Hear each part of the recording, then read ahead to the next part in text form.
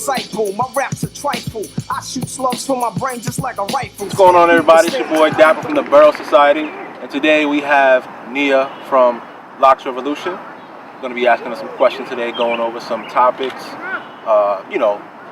things about beautiful, lovely, natural locks.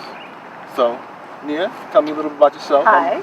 I'm Daniel. Hi, Daniel. How are you? I'm alright. I'm very good. Tell me a little bit about yourself. Ooh, a little bit about myself. Those open-ended questions always have me wondering where to begin. Okay, so where are you from? I am originally from the Bronx, New York. Okay. I still live there. I work there. Yes, I'm a Bronx baby. Okay. So, you want to hear about natural locks and about natural hair? Yes. Well, I am utterly obsessed with locks and natural hair, so this is going to be a fun conversation. Okay. I founded Locs Revolution in 2013, which was really not that long ago. From the day I started with it, people were like, "You just started this?" And I'm like, "Yeah, isn't it awesome?" And essentially, I realized that this whole thing called the natural hair movement, which is happening right now, it's really beautiful, but I felt like there were a lot of holes in what was happening. There was a lot of consumerism, buy this curly cream, and not a lot of conversation about the deeper issues as to why we even have to have a natural hair movement in the first place. And then on top of that, there was little information, if any at all, about wearing locks, right? So I was like, well, I'm natural. I've been natural like my whole life. Like, where do I fit into this? So I realized there were a lot of other people who felt just like me, and we needed a voice. So that's where Locs Revolution came from. So when did you start growing your locks, and how did that come about? I love this story. I started my locks in my third year in college, so junior year of college, I started my locks. And I remember because it was somewhat by accident. I put my hair in two-strand twists. I was getting ready for Labor Day parade, I remember, because I was like, preparing for the parade. And my locks were in for a week. My twists were in for a week. And then my twists were in for 2 weeks. And then my twists were in for 3 weeks. And then my cousin was like, "Are you going to take those out? Because they're going to start to lock up on you." Right. And I was like, okay. So that's what happened. That's when you realized that's when I realized this was it. It was like, it's too late, no going back. I was very much content with that. And I said, you know what, let me do a little research. I said, okay, people start locks this way, I can do this.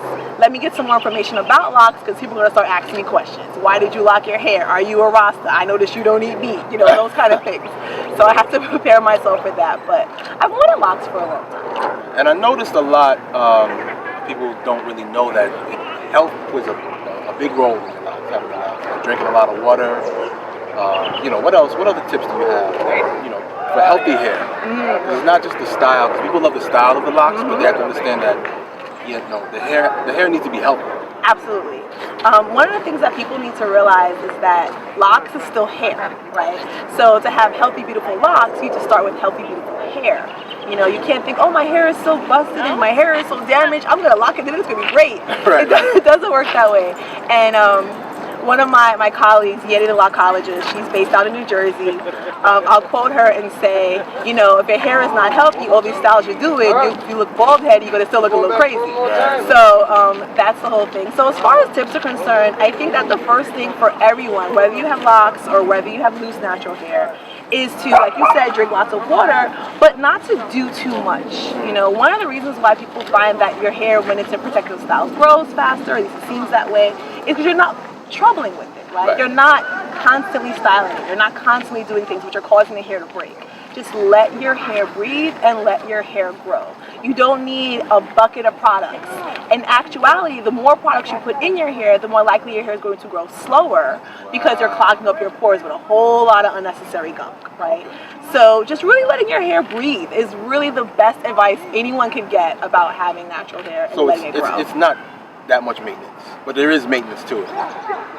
That's a tricky question, because it depends on the person, right? So it depends on how you want to look. It depends on how much effort you're willing to put into it. Right, so look at yourself. You look a pretty dapper guy, right? You put some effort into your style this morning, I had some braids back in the days, We'll show some pictures of my braids, yeah. But the whole style. Took time to figure out what you're going to put on. All of that, right? So that's like saying, oh, well, getting dressed doesn't take a lot of maintenance. Well, it depends on how you want to look. Okay. If you're a flashy person and you want your locks to be fresh and styled all the time, you're going to put a lot of effort into it. Okay. If you're someone who's more of a free spirit, you want to be a free former, which means you're letting your locks just grow, then nope, no maintenance at all. If you're kind of a lazy natural like myself, not a lot of maintenance. This morning I just wrap, and I went out, right? So it really depends on the person and what their goals are in terms of how they want to look. Okay. All right, that's good. All right, so I'm gonna say something, a little phrase to you, and I'm gonna see how your face reacts. Oh boy. Lock pruning.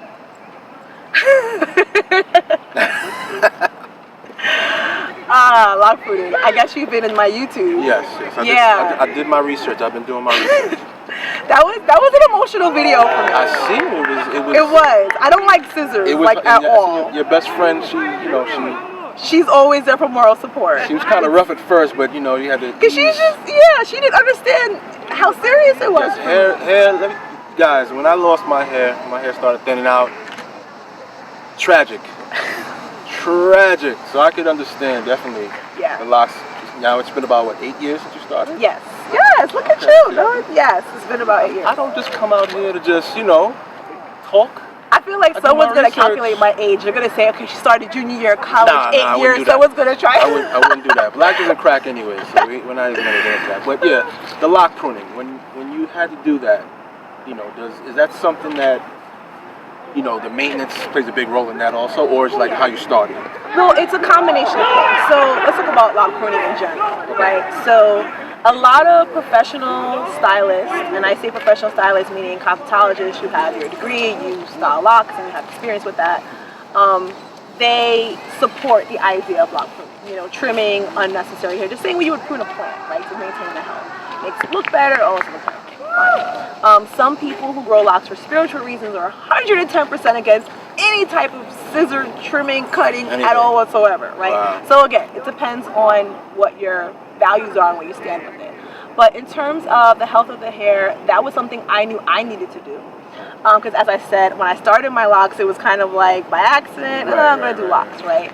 And when you're parting hair to start locks, now I know that there is a grid pattern you want to follow. There are certain things that are important in how you part your locks. It doesn't have to be perfect squares, but certain parts of your hair need more hair at the root to be able to support the lock, right? If your hair is thinner in that area, you may have to do a larger part, so on and so forth. For myself, I'd always had thin edges. Like my edges of my hair always thin because I have fine hair in general. So when I started my twist, they weren't really planning on being locked. So it didn't really matter. I was just like twist, twist, twist, twist. So as my hair started to grow and my locks got longer, it started to pull. So that's one thing that you may notice. I remember when I first started my locks, I'd see people with very, very long locks, and then their hair would be really thin around the edges, and I was like, oh, if my hair ever does it, I'm just gonna cut it off. It looks terrible. And one of the things I didn't realize is that, with that length comes a lot of weight. Your hair does get heavy. Now, sister locks are a bit of an exception. They're significantly lighter. It's a whole other conversation. But my hair, I noticed, was heavier. It was heavy, and then the roots were parted too thin, and then I had this tree branch thing going on. Right, so I was trimming off the parts that were just not falling in line. That could be a way more complicated conversation, but we're going to leave it at that. All right, and the natural hair, it's like a big phenomenon now.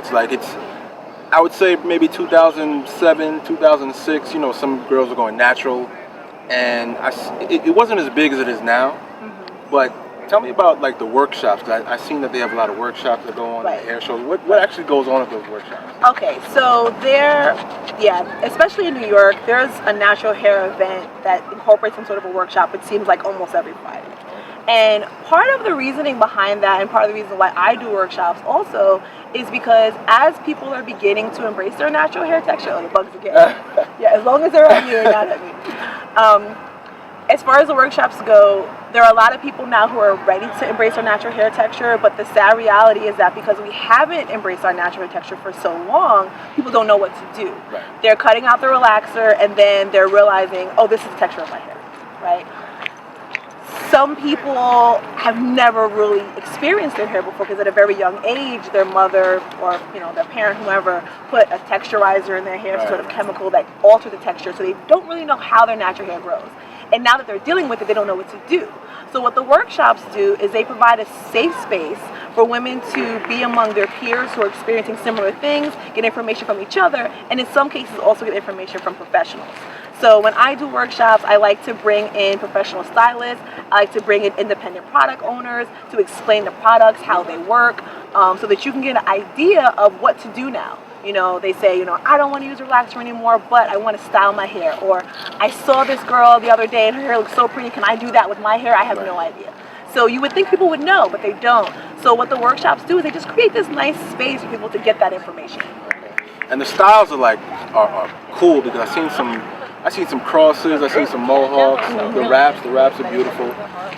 So what advice do you have for somebody that's starting out? They see you walking down, oh, Niyya, that looks so beautiful, her hair looks so beautiful, I want to do my hair like that. What advice do you have for them that are just beginning? You know, any tips you would have for them? I have so many tips, but since we're talking about styling, I get a lot of questions about styling. People don't know what to do with their hair. My first tip is, just because now your hair is natural or just because now your hair has locks doesn't mean you have to completely change everything about yourself, right? So one thing with me, in a past life, before I had locks, when I wore straight hair, I was very much known for wearing the top of my hair up and the back of my hair down, like a bun on the top and then the back down, and maybe some bangs. I have locks now, I still do the same style, right? You can pretty much replicate any style using your hair naturally, right? So before, when my hair was straight, I would put the back down and the top in a bun. Now when my hair is locks, I still put the top down. You know? And I did that when my locks were just starting because I couldn't pull all my hair into one. It just wasn't long enough. So I was able to just kind of let the back hang out short. It was only about this long, and the top could still do stuff. So when you're transitioning and you're moving in, think about what worked before, and chances are what worked before is still going to work now. Okay, that's cool. So you still have your YouTube page. They can still check you out. You have a lot of good tips for people, a lot of cool styles and information. What's your YouTube page? Let everybody know. So my YouTube is Niyya Teneé. So it's youtube.com/NIYYATENEE. Pronounced Niyya Teneé. A lot of people ask me, how do you pronounce your name? I'm Niyya sorry. Teneé, people. Yeah, it's Niyya, the Y's. I'm sorry, it's Arabic. Teneé is like Renee, but with a T. Yeah, but yeah, I mean, and then I also engage a lot on social media. You know, YouTube is there. I'm trying to put up more videos. I especially put up videos that people send me requests or they have questions about things. But yeah, I'm on Instagram. I'm on Facebook. I interact on Instagram a lot. And when is Locs Appreciation Day? I know that. Come on now. Loc Appreciation Day, my baby. When is that? People need to know. So let them know. Locs Appreciation Day. They have their own day. Yes, we have our own day. So with the natural hair workshops, you mentioned that, the events, in addition to workshops, there's all kinds of things that happen. Hair shows, just general natural hair events, people getting together, all these things. And in that world, locks are often kind of left out, or if they're there, it's like a little 10% focus.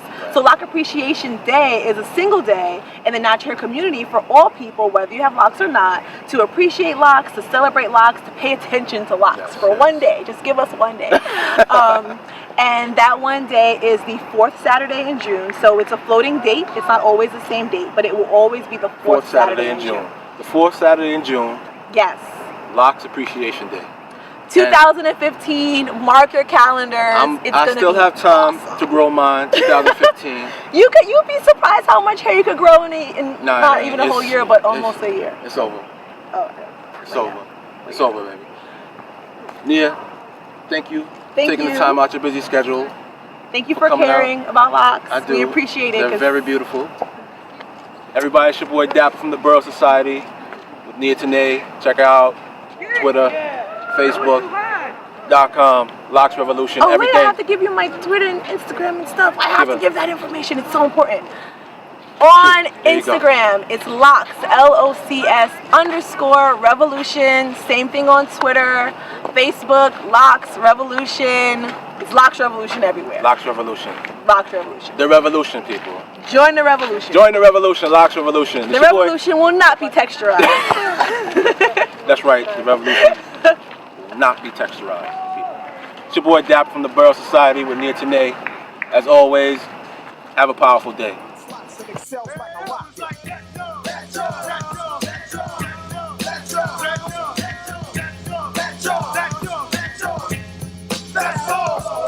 Fatal is merciful and they curse me when I grip the mic. I show no mercy. I got heart. I rip the party apart from the scenes and hem them up like bell-bottom teeth. You can run.